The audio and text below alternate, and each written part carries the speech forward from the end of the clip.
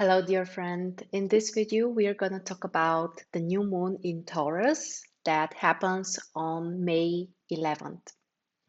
This new moon is the beginning of a new cycle.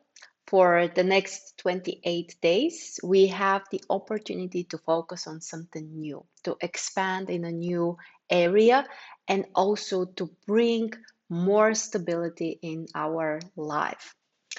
In this video, we are going to talk about the general meaning of the new moon. We will discuss the aspects that this moon has, which will guide us even better into what we can focus on and how we can benefit the most of this new moon.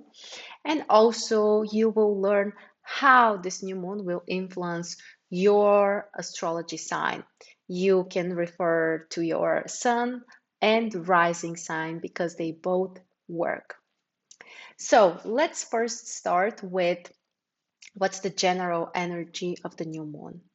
The new moon is a conjunction between the sun and the moon. It happens on a regular basis, approximately once a month, and it marks the beginning of a new phase, which means that we can refocus our attention into something new. We may plant the seeds of something that we want to expand. And overall, for the first 2 weeks after a new moon, the focus tends to be more external, which means that we can feel more energized and more willing to do something in the outer world, and generally to focus on outer goals.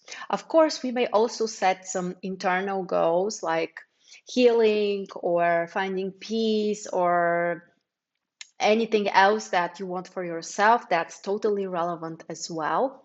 But with this particular new moon, what would be the best is to focus on something concrete and practical, because the sign which is triggered is Taurus. And Taurus is, first of all, the most stable sign of all. It's an earth and a fixed sign. And this is the time when, in most parts of the world, not all of them, but some parts of the world, we have spring happening. Flowers are blooming, and it's kind of like nature is reawakening in a way.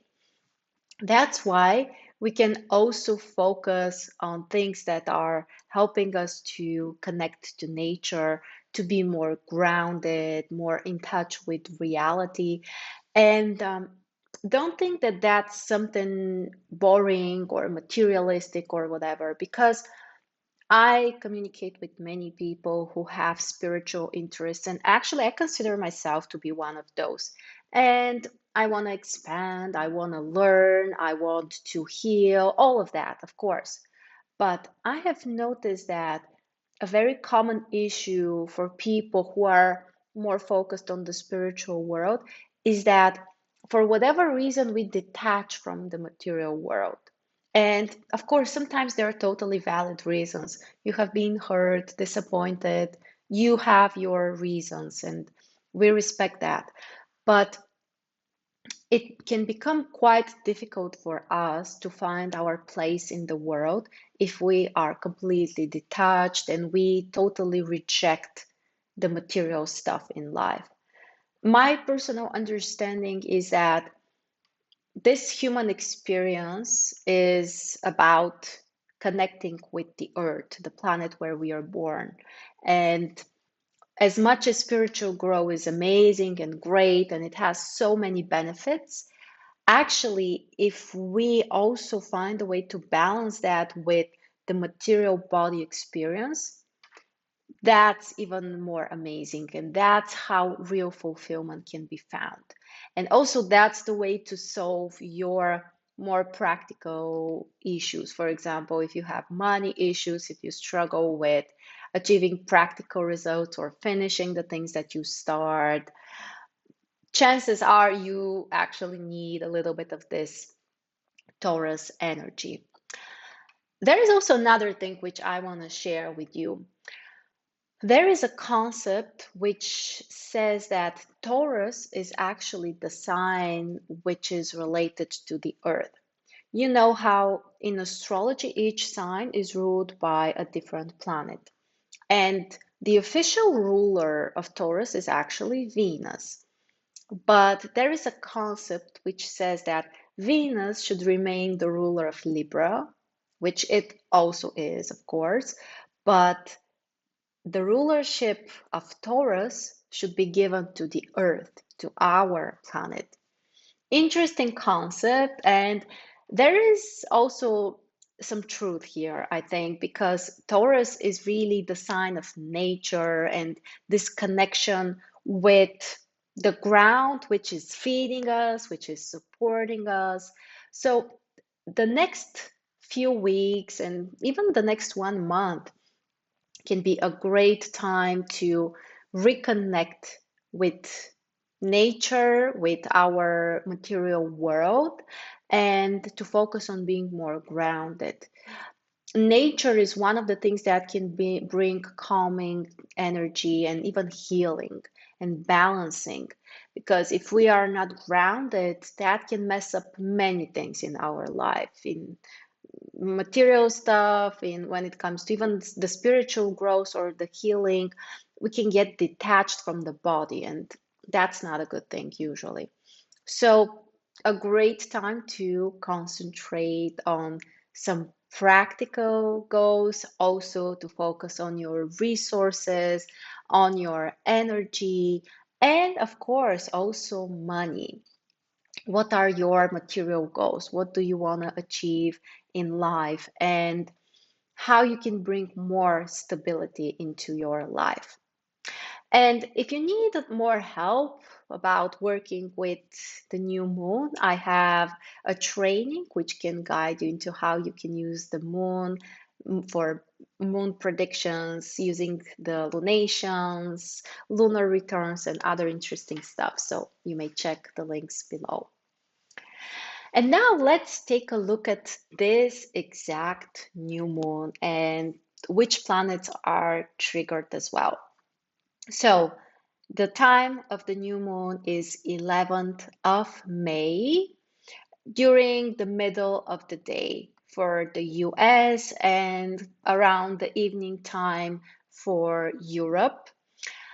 What's interesting here is the exact degree, 22 degrees in Taurus is where the actual new moon is. So check if you have any planets or cusps of houses around this degree. Plus minus 5 degrees is a very close conjunction actually.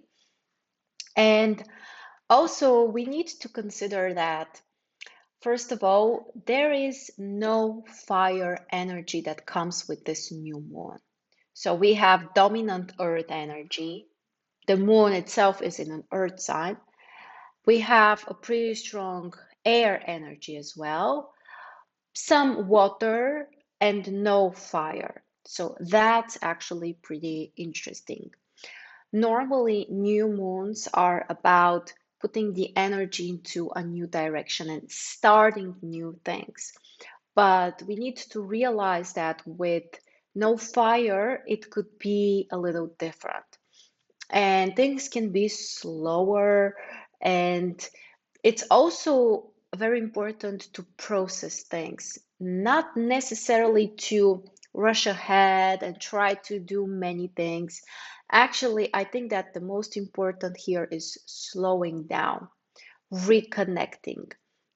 When we don't have fire energy, we may feel like we don't have the courage or we don't have the very clear idea of what we want to do. So don't try to push yourself too much. No fire energy and also a new moon in Taurus can bring your focus to some more practical things that require time, require consistency. And the good thing is that we can be more patient with this combination. But at the same time, if you find yourself a little bit slower with making the decisions or taking the action, don't blame yourself. It's completely normal. The strong presence of the air energy can allow us to focus on some more concrete tasks, to be more objective also, to be very rational and practical. And also, one of the best things of this combination, strong earth and strong air, is that we may have some great ideas and we may implement them. So focus on the planning, focus on structuring and bringing clarity into your vision and your desires and your goals. And if you can't take the action immediately, that's totally fine. The important thing is to be logical, objective, concentrated, to plan, to structure things, to have the vision.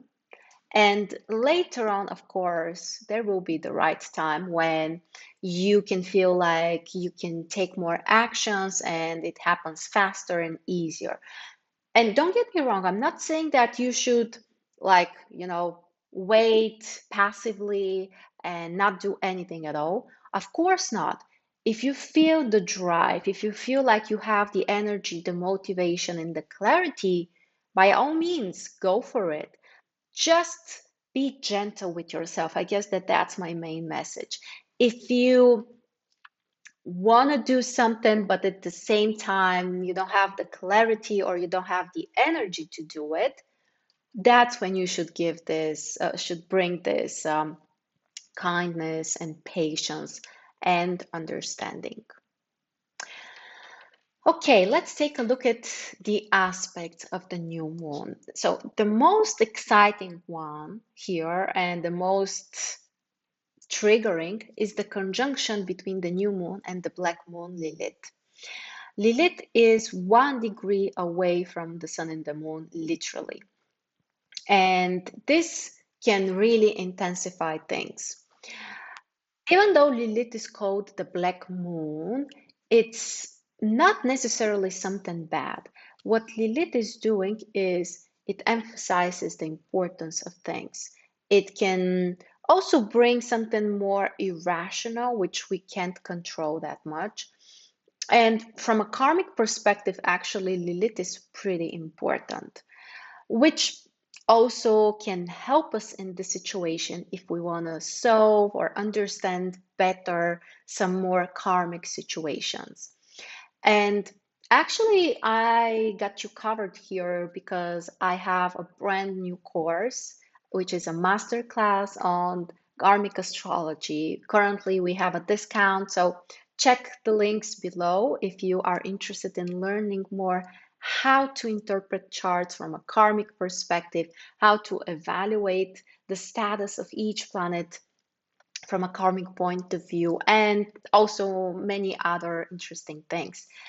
This time is a great period to explore karmic situations, to try to solve them, to, kind of like pay for our debts, and also to receive some benefits. Because you know that karma, as much as it may sound kind of scary and, it's something mystical, it's actually pretty logical. We get what we have deserved. And we have all made mistakes. That's something you can be sure of. But also, we have all done something positive. And we can bring more awareness into understanding this and being in peace with that. So take a look at this area of your life which is most triggered by the new moon and try to explore, are there any karmic patterns there? Is there something which is connecting you to the past, or are there repetitive situations? This can be a great time to bring clarity and to resolve those situations. And also keep in mind that the black moon Lilith can really intensify your desires, especially when it comes to more material things, money, energy, resources. And of course, depending on which house is triggered in your chart, you may experience this influence in other areas as well. Another interesting aspect is a conjunction with Uranus, which is not very close, but still close enough. We have a 10-degree orbit, which is, yeah, perfectly fine to be considered as active. And this can help us to look at things from a different perspective, and also this can liberate us. One of the amazing things and gifts of Uranus is freedom. So we can really get more clarity, and we can release something from a karmic perspective, from a fated perspective, some kind of attachments that we may have. And overall, we can do something very different, something brand new, and something hopefully very inspirational. At the same time, we need to respect the square that the new moon has with Saturn. And this square can also slow things down a little bit and may require extra patience, hard work, respecting boundaries and limitations, and finding the balance between our desire for stability and keeping things the way they are, and at the same time, the desire for a change or for more variety. This is a pretty active topic, I would say, more or less through the whole year, because this square between Saturn and Uranus is affecting us almost during the whole year. But when there is a new moon or a full moon which triggers this aspect, that's the time when we can really experience and work with this aspect. So again, I want to remind you that the most challenging combinations may turn into the most creative and interesting ones. So I'm not saying it's very simple, but what I'm saying is that there might be some incredible rewards if we really try to kind of like do the best that we can and try to fulfill all of our needs, stability and safety, and on the other side, changes, varieties, adventures, and new experiences. Neptune and Pluto are also helping this new moon. And Neptune actually takes a very important position. Neptune is in what we call apex of a bisextile. If you're not aware what's that, don't worry, you don't have to know what that is. The main meaning is it's a very accentuated and positive aspect configuration, which brings the focus the most to the focal point. So Neptune is actually a key planet during this new moon, which can really help with healing, with deeper understanding, with processing things on an emotional and even on an energy level. And also, it can help us with creative projects, with intuition, with something that we really want to experience. So Neptune is pretty important. Pluto, as we said, also is part of this bisextile, and it has a trine with the new moon. This one is great for transformations, for some big changes, and also for feeling more empowered, feeling more in touch with your deepest sources of energy. This aspect is also great for investments, for money decisions, for reorganizing things, and also for some very big transformations on different levels. So, very, very intense combination with the Black Moon there, with Uranus there, Saturn squaring, Neptune and Pluto supporting. We have many things to process, but again, remember that Taurus is a fixed earth sign. This is the main and most concentrated sign. So what we need here is a concentration of the energy. And from that point of view, actually, I think that the lack of fire energy can help us not to get distracted, not to get too impulsive, and actually to really allow ourselves to bring a more concentrated focus into the really important things, to have the needed patience and understanding. And of course, eventually, this can be a great new beginning. And of course, we may actually achieve some practical and concrete results over time. Now, let's talk about how this new moon will affect each of the signs. So, don't forget to check your sun and rising sign as well. And actually, the rising sign might be even more important. For Aries, the new moon will trigger second house, which means that it's a great time to concentrate on resources, money, energy, stability, and practical measurable results. For Taurus, of course, the new moon is extremely important because it happens in your own sign. So bring the focus to yourself. What do you want? What actions you want to take? What dreams and goals do you have? Is there something that you want to change and work on yourself when it comes to appearance, behavior, patterns, you name it? A great time to focus on yourself. For Gemini, the new moon triggers 12th house, which can bring some very deep psychological changes. It's a wonderful time to explore the past. It's an amazing time to work with karmic themes and fated situations and situations which you don't understand in your life.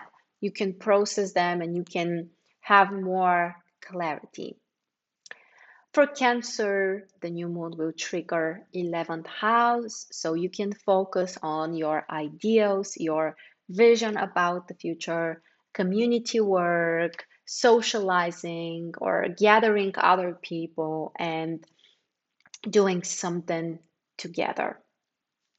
For Leo, the new moon is pretty important because it triggers 10th house, one of the most important houses in the chart.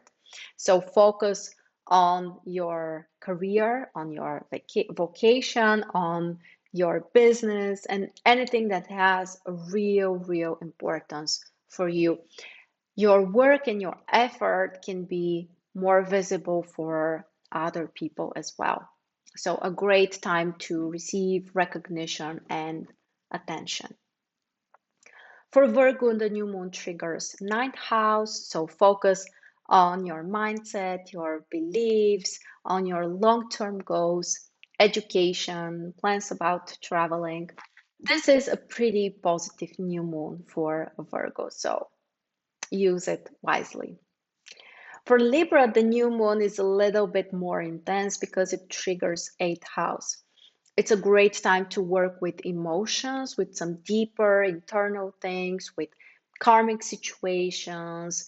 It's a great time for healing, energy work, energy practices, and also focus on financial stuff, resources. If you need to receive some financial help from another person or an institution, that's a great time to focus on. For Scorpio, the new moon triggers seventh house, which is a great time for your relationships, your personal life. You can change the scenario, the patterns there. You may start some important relationships, not necessarily only romantic ones, they can be business relationships or even friendships, but the connection with others can be very positive for you. For Sagittarius, the new moon triggers sixth house, so focus on the practical stuff in life, your work, your daily routines, your health, your responsibilities, your duties. It's a great time to organize things, to focus on some very concrete and practical things that you want to achieve. And of course, when it comes to health, this is one very important new moon. For Capricorn, the new moon is pretty beneficial because it triggers fifth house, and that's one of the most positive houses in the chart.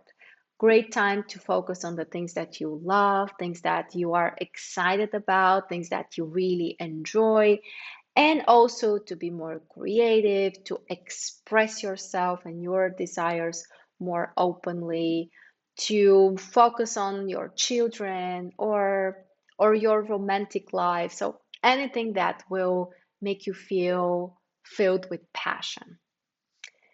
For Aquarius, the new moon triggers fourth house, so more focus on personal life, family, home, the place where you live, or the relationship with the people you live with. And overall, it's a little bit more personal and internal time. So focus on this area of your life. And finally, for Pisces, the new moon triggers third house. So focus on your ideas, communication, friendship, traveling, learning new skills, exploring new ideas. So it can be a new moon that can bring more variety and something more interesting in your life. And with that, we covered the new moon, the most important you should know about it, the influence for each sign, and the best things that you can do during those few weeks. If you want more information about the Karmic Astrology Masterclass or the course about moon predictions, lunations, and lunar returns, check the links below or go to marstars.net. Thank you so much for joining me. It's a pleasure as always, and I will see you next time.